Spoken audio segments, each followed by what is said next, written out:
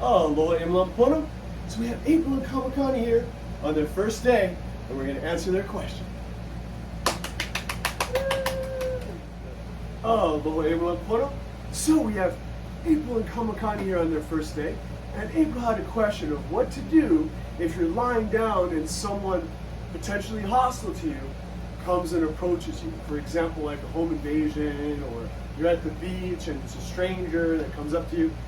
So we talked about this concept that comes from my teacher, Grandmaster Joe Morera, of using different lines of defense. And I'm going to also use my grandparents' analogy of that your body's a castle.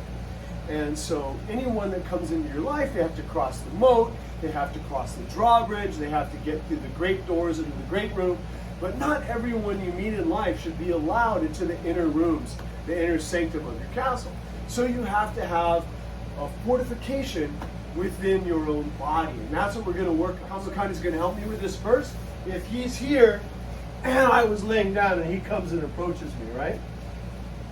We're going to use our feet as our first line of defense. So you have your size 13s holding all that tremendous weight of Kamakani off of you. So he leans all of his weight, and we got a way to put something between us and them, all right?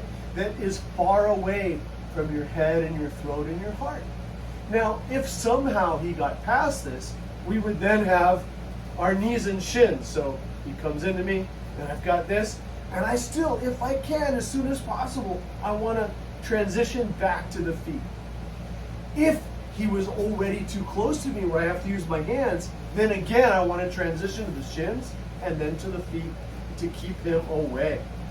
And then finally, if you absolutely had to, it's a serious situation, you could strike the knee or a more vital target to keep them away from you so you can escape to safety, right? We're going to show that again with his mom who asked the question. So April's over here. She's coming in here. And initially I might be low, but if I have the control at the knee and the hip, I have a lot more leverage here. Then if she keeps coming lower and lower, then I can raise it up. Okay? And we have different targets we can climb up and down. But if we strike the knee or the ankle or a higher, more vulnerable target, we can give ourselves time to escape to gain safety. All right? So now they're going to give this a try. Happy, bro. So Kamakani is coming at Malia. Malia's holding him off. April's got Gray. Gray's holding her off.